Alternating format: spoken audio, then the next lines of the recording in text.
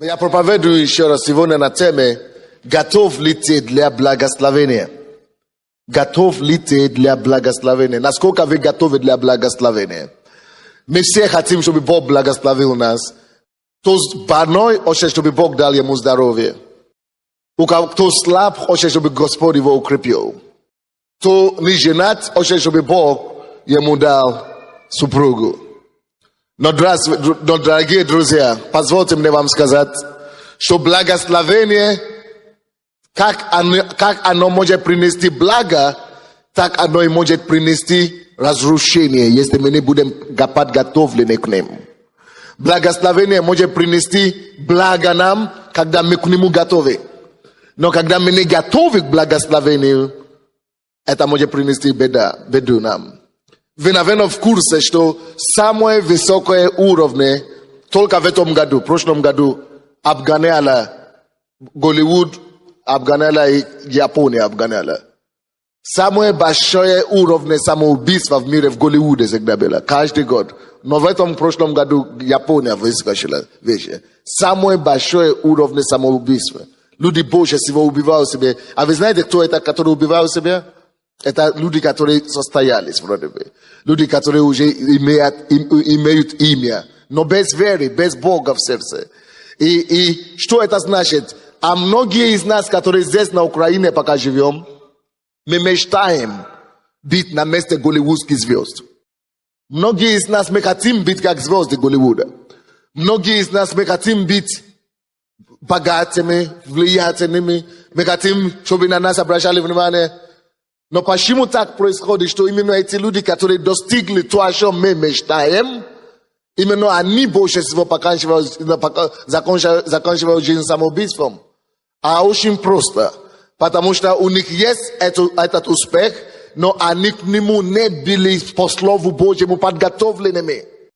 Я могу вам сказать с ответственностью, что некоторые из нас здесь стоящие или сидящие, наши проблемы пришли именно из-за того, что мы с вами получили или достигли какие-то цели, достигли какие-то успехи, или добились каких-то успехов, к которому мы не были готовыми.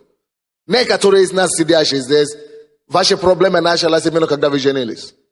Почему? Потому что, может быть, вы не были подготовленными по Слову Божьему тому, как справляться с женой или с мужем. Или вы, может быть, даже поспешили, может быть, вы вышли замуж или женились, были еще не подготовлены, не вовремя. Вот как эти молодые люди говорили, он молился с 5 лет, чтобы Бог ему дал жену. Но Бог ему не мог дать жену, потому что он сам говорил, слава Богу, что он не имел терпения все время. А вы представьте себе, что это было бы, если бы он достиг своего, на самом деле, если бы он получил жену, будучи не подготовлен, не измененным характером. Если человек не изменился в характере, еще не имеет дар терпения, вы знаете, желательно не спешить жениться. Потому что надо было бы подготовиться до того. Надо подготовиться к тому, чтобы Бог изменил твой характер. Чтобы Бог тебе дал не только терпение, но долго терпение. Потому что все мужчины, которые здесь, согласятся со мной, что любой женой тебе надо иметь терпение. Жены, не обижайтесь на меня. Наверное, вы тоже скажете, с любой мужчиной, любым мужчинам надо иметь терпение. Конечно, терпение нужно, чтобы брак был успешен. Я знаю людей в нашей церкви, друзья, которые пришли в эту церковь наркоманами, которые пришли в эту церковь, очень большие проблемы имеют. Я рассказал эту историю вам недавно. Когда кто-то из нашей церкви здесь встретил бизнесменов в городе, они в Мерседесе ездят и так далее. И они узнали его и говорили, чего ты не ходишь в церковь? А он пришел в эту церковь, его семья развалилась, 16 лет пришел. Пошел в армию, был в церкви. Мы начали молиться, что Бог благословил работу и так далее. И он начал свой бизнес. Он даже назвал это бизнес христианский. И Бог начал благословить. Финансы начали считать. Они стали самыми, в этом их направлении самыми успешными в Киеве. Деньги начали идти, все. А он говорит, зачем мне церковь? Бог мне уже благословил, зачем? Зачем мне в церковь? Бог же уже благословил, что еще надо? Мои вопросы решены, а зачем я буду ходить? Он это говорит пока, потому что пока все хорошо. Зачем ждать, пока дьявол ударит по голове? Зачем ждать, пока гром не гранит? Прежде чем скрываться под крышей Божьей, под Божьей защитой. И поймите, друзья, что мы ходим в церковь не только для того, чтобы мы могли получить благословение. Мы ходим в церковь, во-первых, чтобы мы могли справляться с жизнью. Потому что мы все рождены в этой жизни, но нас рождают сюда в жизни, но нас никто не может учить жить, кроме Бога. Бог только есть источник жизни. И Он дал нам Его инструкции. Только по этой инструкции мы можем справляться с жизнью. Без проповеди, постоянной проповеди, Слова Божьего, без наставления в духе, мы не можем жить правильно. Мы будем губить сами себе жизнь и думая, что мы живем. Это парень, его проблема была именно за то, что он обогатился. Почему он обогатился и отошел от Бога? Не потому что богатство плохо. Богатство хорошее, Бог создал богатство. А потому что он был не готов ментально, он был не готов психологически к богатствам. Допустим, один парень, может быть, он здесь сейчас сидит, очень жаль, пришел ко мне прошлой неделе, красивый, высокий парень, который занимался бизнесом, зарабатывая деньги. Но знаете, за что он пришел? Чтобы молиться за освобождение от игровых, казино, что он там для игр. Да, от азартных игр. Он говорит, деньги есть, я не могу справляться. Деньги приходят, не могу справляться. Пока не проиграл все. И машины, и дом. Почему такие вещи происходят? Человек не подготовлен. А как подготовиться? Об этом я буду говорить. Как готовиться к жизни, чтобы любое благословение, которое приходит к нам, они не станет нас губить, но оно будет только нас обогащать. Написано, что Божье благословение предназначено для того, чтобы обогащать нас, а не для того, чтобы разрушить нас. Однако, если мы к нему не будем подготовлены, эти благословения могут так и разрушать нас, потому что мы сами не подготовлены просто. Очень многие люди в нашей церкви, допустим, у них не было работы когда-то, или у них была слабая работа. Пока нету работы, все ходили в церковь. Я одного встречаю в городе, я говорю, а чего ты не ходишь в церковь? Женщина, чего вы не ходите в церковь? Она говорит, ой, пастор, вы помните, вы молились? За что? Чтобы Бог мне дал работу. Да. Бог мне дал работу, и такая работа загруженная, никогда. Я говорю, что из-за работы ты пойдешь в ад? Ведь если мы умрем вне Бога, мы пойдем в ад. Ад – это реальность. Потому что Бог тебе дал работу. Он говорит, не поэтому я верю в душу, я верю в Бога. Просто никогда. Зададите себе вопрос. То, что вы сейчас просите у Бога, то, о чем вы сейчас мечтаете, уверены ли вы, что когда она придет к вам, то вы справитесь, что вы сможете еще придерживаться вашим приоритетам. Еще другие люди в нашей церкви здесь говорят. Одна женщина мне говорила, моя вся проблема началась, мой муж был не деканом, не проректором, доцентом в университете при Советском Союзе. Мы работали все, но когда перестройка пришла, он начал зарабатывать, бизнесом заниматься.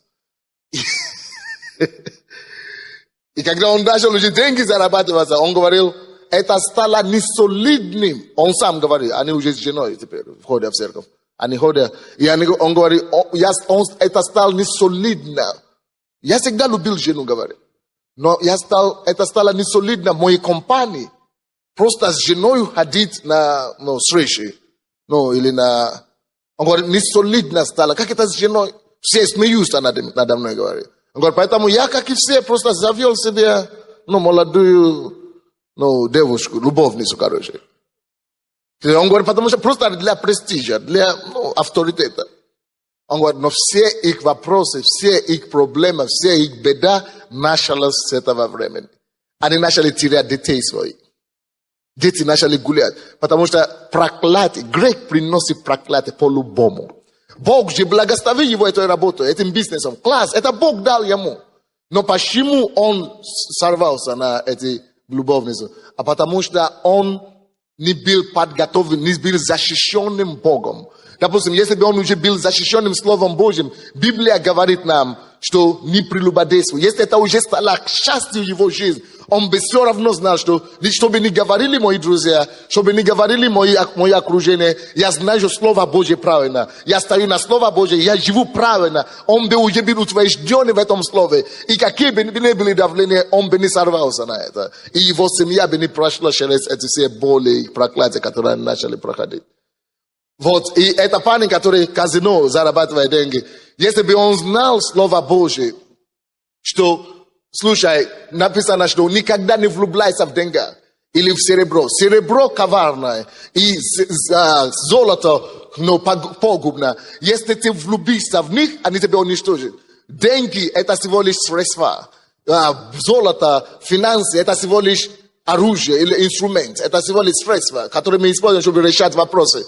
Но никогда в них нельзя влюбляться. Библия говорит, возлюби кого? Господа Бога твоего. Всем сердцем, всей душою, и будет тебе долгая жизнь. Возлюби Господа Бога твоего. Не вещи возлюби, не работу возлюби, не машину возлюби, не костюм возлюби, не церковь возлюби.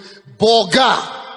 Возлюби Господа Бога твоего всем сердцем, и будет тебе благо, и у тебя будет долгие жизнь на земле. Я знаю людей, вот как эти молодые люди, допустим, которые говорят, я нашел работу, у меня такая работа для меня это все. У меня нет времени для Бога. Ну молодец. Бог тебя создал, Бог создал работу, благословил тебе работой, дал тебе способности, и теперь, извините, ты плеваешь на него, что у тебя нет работы, нету дела, нету времени на того, кто тебе дал все. Ой, слишком рискованно. Даже сам Бог создал весь мир 6 дней. И даже 7-й день он пощил, написано. Он пощил, он отдохнул, он пощил этот день, потому что это день святой. Он дал этот день для поклонения. И он дал нам всем инструкцию это. Работай сколько ты хочешь, хоть воскресенье, но должен быть у тебя время и место, где ты поклоняешься и служишь тому, кто тебе дал все. Если ты не будешь служить тому, откуда все пришло, он имеет право лишить тебя всего. Вот почему у людей есть все, а они не могут этим наслаждаться. Потому что они не посчитают того, откуда все и благо идет. Некоторые из нас, сидящие здесь, у нас проблемы, все наши боли и все наши неприятности связаны именно с детьми нашими. Некоторые из вас, вы плачете, а те вы уже верующие именно с детьми. Не потому что дети плохо, дети это благословение от Бога.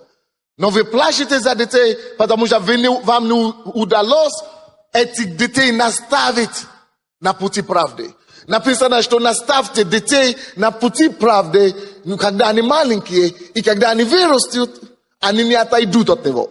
Но если вы рождаете детей, не зная, как этих детей воспитывать в страхе Господнем, вы сами это не знали. Это беда серьезная, это одно сплошное катастрофа, не дай Бог. Вот почему мы сами, как родители, даже до того, как начинать заводить детьми, рождать детей, мы должны сами знать, как с детьми справляться. Что Библия говорит об этом? Как воспитывать детей? Что нам делать, чтобы они, не дай Бог, не стали для нас вместо благословения горе? И вы, бабушки, дедушки, вам надо тоже брать ответственность за ваших внуков. За ваших внуков и детей, ваших детей. Чтобы вы могли помочь, чтобы, не дай Бог, это не стало источником нашей неустройства и беды. Вы понимаете меня, да? Вот почему Библия здесь говорит, 2 Законе, 8 глава, 7 по 14 стихи. Второзаконие, 8 глава, 7 по 14 стихи. Что когда у тебя будет все, когда Бог уже благословит нас, что 14 стих говорит, то смотри, чтобы не надмилось сердце твое, чтобы не возгордилось сердце твое, и ты не забил Господа Бога твоего, который вывел тебя из земли египетской, из дома рабства, который провел тебя по пустыне великой и страшной, где змеи, Василиски и так далее, и так далее.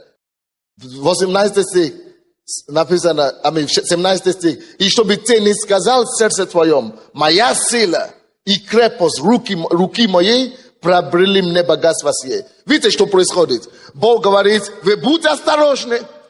Пока у тебя все получается, есть опасность начинать думать, это я сам сделал. Это моя рука сделала это все. Крепость моей руки. Это мой ум, это мой интеллект сделал это все. Это я такой сильный, это я такой крутой. Это я. Бог говорит, Бог это уже все заранее предусмотрел. И Бог знает, что такая опасность ко всем придет. И ко мне придет, и ко всем придет. Вы даже не представляете, люди, у нас хорошая церковь здесь, большая церковь. И люди начинают тебя хвалить, люди начинают тебя делать комплименты хорошие.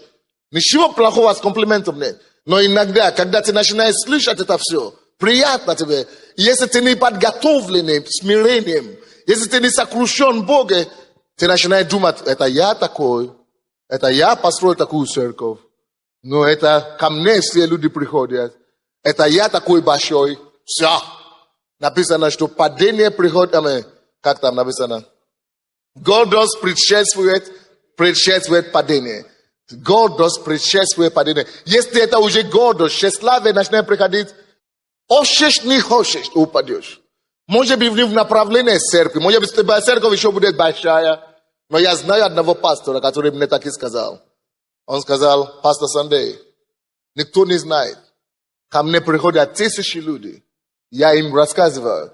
И пока я в церкви, я радуюсь, я улыбаюсь. Но как только, что я прихожу домой, я плачу. А проблема, как можно так, что ты, который должен давать другим силу, сам плачешь втихаря? Потому что если мы не будем осторожны, друзья, мы не поймем, когда, потому что он успешный, успех большой, успех пинает, как мы говорим, делает пьяным человека. Да, мы можем стать пьяным от успеха. И начинать думать, что это уже я. Это то, что Бог здесь говорит. Он говорит, смотри, когда ты уже получишь все, когда у тебя уже все получится, будь осторожен, пожалуйста. Не говори ко мне, это никогда не придет. Я никогда не буду таким. Ты не Бог, дорогой. Поэтому Бог дал нам Библию, чтобы мы могли смирять себя через Слово Божие. Чтобы мы могли, сокрушаться перед Богом. Чтобы через Слово Божие, чтобы могли меняться, чтобы эти вещи не постигли нас. Он говорит, и чтобы, когда у тебя все это уже будет, чтобы ты не сказал в сердце твоем, моя сила и крепость руки моей приобрели мне богатство сие. Но чтобы ты, наоборот, вспомнил Господа Бога твоего, ибо Он только дает тебе силу приобретать богатство. Видите, Бог не написано здесь, Бог дает тебе богатство. Нет, Бог не дает богатство, потому что люди думают, что это Бог кому-то дал богатство, кому-то не дал. Бог не лицеприятен, но Бог дает способности. Видите, что написано? Бог дает силу приобретать. Потому что если Бог отнимет силу, допустим, ты умный, ты компьютер, как это человек, Microsoft, Билл Гейтс, зарабатывает деньги через компьютер, да? А что будет, не дай Бог. Это страшный пример, я даже не хотел это. Но не дай Бог, если он заболеет, вдруг, и не сможет встать с постели, не дай Бог, рак, или паралич, или наоборот, даже сумасшествие. Бывают такие вещи. Ты уже не способен ничего делать. Вот почему мы должны посчитать Господа Бога, который дает нам это всего. Но, вы знаете, я вам уверяю, уже будет поздно это все, догонять это все, вспоминать это все, если ты не будешь подготовлен к нему. Самый лучший способ защищать себя от опасности дьявола, это быть подготовленным, построить защиту вокруг себя, когда пока все хорошо. Первая защита, которую мы можем построить себе, чтобы защищать себя, напишите. Так, согласно притчам, 1 глава, 7 стих. Написано, что страх Господень – это что? Начало мудрости. Страх Господень. Очень важно, чтобы мы боялись Бога. Вот, страшные вещи происходят, когда люди не боятся Бога. Но страшные вещи происходят. Во-первых, когда человек не имеет страх Господень, у него совесть начинает стать жестокой, как это? Да, сожженной становится совесть. Совесть становится сожженной. То есть люди, вы знаете, есть такие люди, которые называются киллеры, которые стреляют на других людей и так далее. За деньги убивают. Как вы думаете? Вы думаете, что это они родились таким? Нет, мы все родились добрыми. Каждый человек рожден добрым, хорошим. Но из-за того, что люди лишились страха Божьего, нету страха Божьего, они не заметили, когда их совесть стала уже жестокой. И из-за этого теперь они уже не боятся что-то делать. Они идут на то, чтобы лишить другого человека жизни.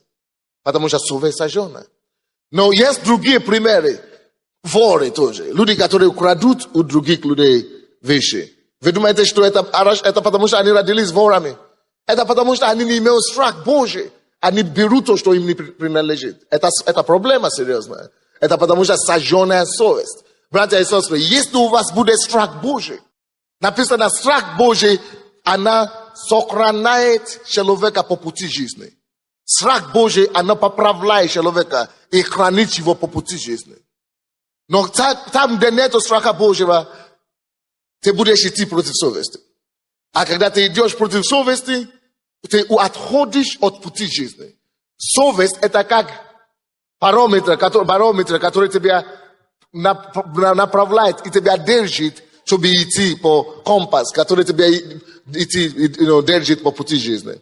Друзья, давайте будем иметь, развивать в себе эту страх Господень.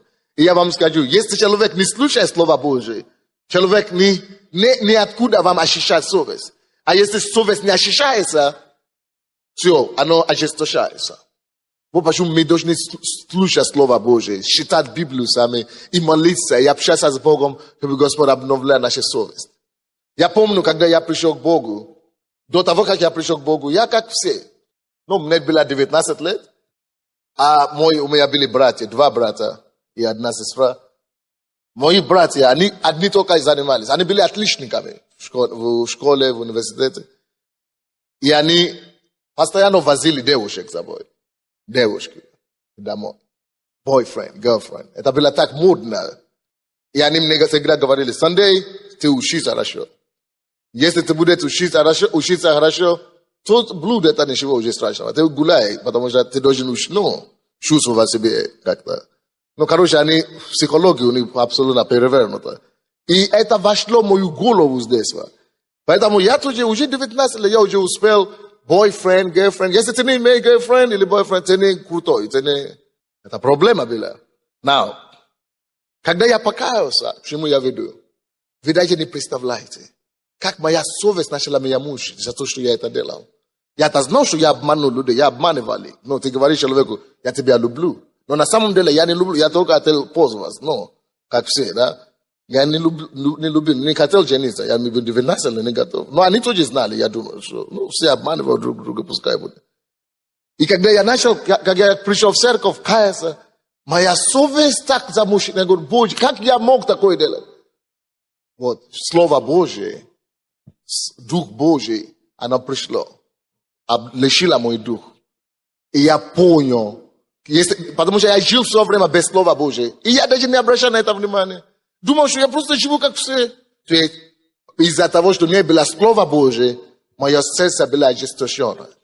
Но когда Слово Божие пришло, она меня так облегчила, что я сказал, я не трону ни одну девушку никогда, пока я не женюсь.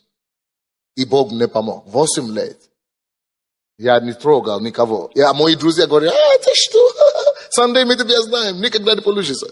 Но благодаря Слову Божьему, оно помогло. Искушение будет, искушения были много. Но когда я еще раз читал Слово Божие и молюсь в присутствии Божьем, Бог хранит, Бог ощущает совесть и дает силу преодолеть это искушение. А если вы думаете, что вы уже верующие, искушение уже не будет, живи в мире фантазий. И когда ты верующий, именно тогда больше искушения еще и будет. Но поэтому мы должны считать Слово Божие побольше, чтобы мы могли получить и приобретать силу. И через силу, которая исходит из Слова Божьего, мы сможем стать сильными. А если вы уже верующие, это тоже не обозначает, что вы уже не совершите ошибку никогда. Нет. Наше совершенство придет только через упражнение, тренировку. Ты уже верующий, ты уже знаешь, что нельзя некоторые вещи делать. Кто-то говорит, я никогда больше не буду преувеличивать. Кто-то говорит, я никогда не буду больше лгать. А потом поймаешь себя на то, что, слушай, я только что лгал, я только что обманул, я только что преувеличивал. Ты говоришь, о Боже, наверное, Бог уже от меня отвернулся. Не, Бог еще не отвернулся. Бог хочет, чтобы ты упражнялся. Бог хочет, чтобы ты осознал твою ошибку, покаялся в этом и еще дальше. Бог понимает, что точно как же, как атлеты, да, легкоатлеты или тяжелые атлеты, чтобы поднять 100 килограмм, никакой, ребенок сразу не начнет поднимать.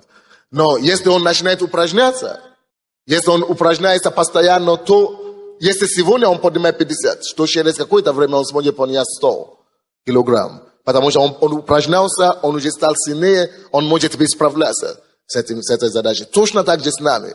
Может быть, вы очень часто огорчаетесь на себе, на то, что у вас что-то не получается, или вы где-то спотыкаетесь, или где-то ошибаетесь, или где-то падаете. В то время, когда вы уже знаете, что нельзя, вы уже верующие, нельзя так уже... Может быть, кто-то еще ругается с мужем или с женой, или может быть, кто-то повышает голос на детей, может быть, кто-то на родителей повышает голос. И вы очень чувствуете осуждение, возможно. Но поймите, что надо, конечно, покаяться, надо чувствовать это осуждение. Если осуждения уже нет, то это беда, потому что это значит, совесть уже не реагирует. Совесть должна облегчить. Но после этого надо покаяться и принимать решение, чтобы Бог помогал, чтобы принимать благодать Божию, жить правильно. И через упражнение нужно упражняться в праведности. Это второй способ, как жить совершенную жизнь. Надо упражняться в правду, надо упражняться в праведности, надо упражняться в этом. И через это вы сможете стать лучше со временем.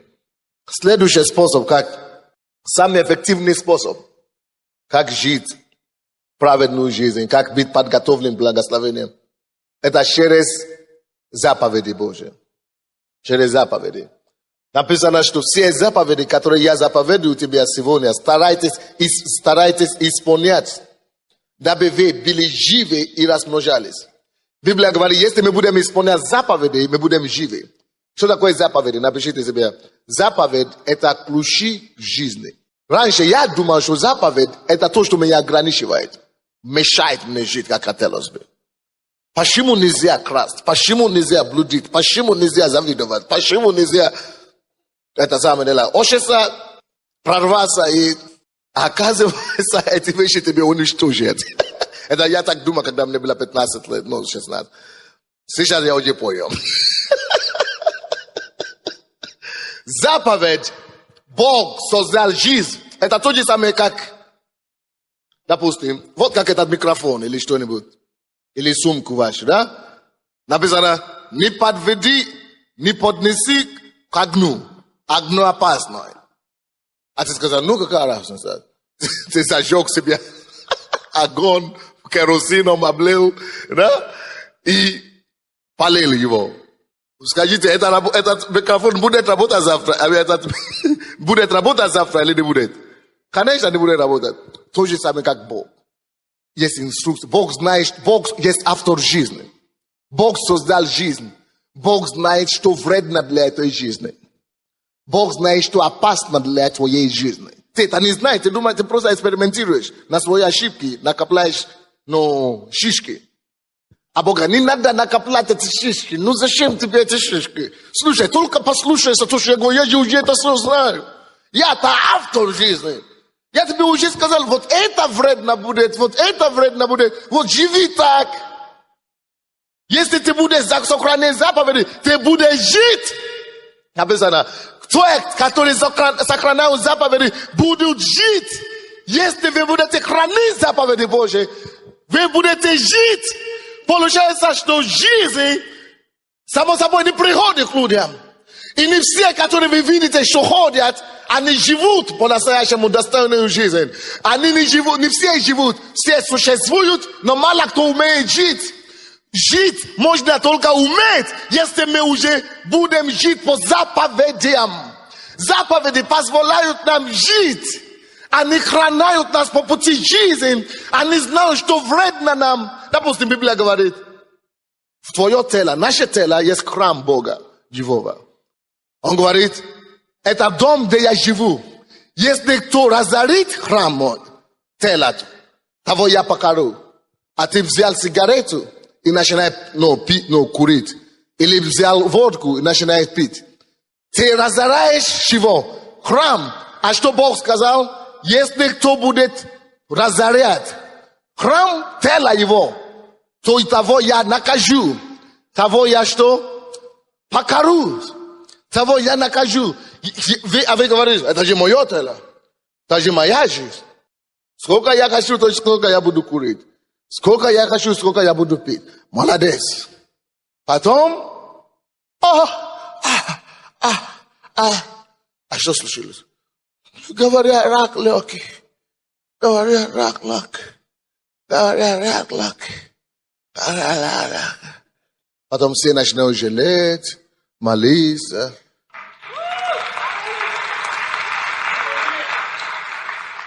Заповедь – это нам благословение от Бога. И если мы научимся слушаться и повиноваться Божьим заповедям, мы сможем жить достойную жизнь. Будет поменьше спотыкания, поменьше неустройств. Допустим, Библия говорит, не вожделяй что-то, что принадлежит твоему соседу. А ты говоришь, ой, почему именно ему все удается, а мне ничего? Ты начинаешь, от этого вожделения приходит ненависть или невосприятие к соседу. И вместо того, чтобы ты жил в мире и в покое, ты начинаешь терять твой мир, потому что ты завидуешь кого-то. Ты начинаешь видеть, что от тебя плохо, когда этот человек начинает появляться. Потому что ты приступил к заповеди. И когда этот человек появляется, или ты думаешь об этом, ты уже не можешь спать по ночам нормально. Потому что ты начинаешь думать плохо, чтобы тому было плохо, или чтобы тот тоже стал хуже, как тебе, и чтобы ты начинаешь разрушаться изнутри, только из-за того, что ты приступил к заповеди. Мы должны подготовиться к благословению. Мы должны подготовиться к жизни вообще. Мы должны наблюдать за собой, как мы готовим. Вся наша жизнь, как мы ходим в церковь, читаем Библию, это подготовка. И только настолько, насколько мы будем готовы в данный момент к каким-то благословениям, только после того Бог может дать нам это благословение. Иногда мы получаем то, что мы хотим, но зато это потом приносит нам больше вреда, чем мы можем даже думать. Готовьте себя через слово, через свое каждодневное общение с Богом, через Слово Божие, через размышление, через послушание. Укореняйтесь в этом слове, укореняйтесь в правде Божией, укореняйтесь в Божьей праведности, и тогда вы будете в состоянии принимать Его благословение. Всю эту главу, 8 главу, Второй закон, об этом и говорится. Вся глава. И я бы хотел, чтобы вы все эту главу читали. Почему я не читал сегодня? Потому что я хочу потом послушать свидетельства. Мы будем благословлять людей, у кого день рождения сегодня. И я буду слушать свидетельства. Поэтому я не хочу много времени брать. Братья и сестры, мой вопрос к вам. Насколько ты готов к благословению в твоей жизни, в вашей жизни? Насколько вы готовы к благословению?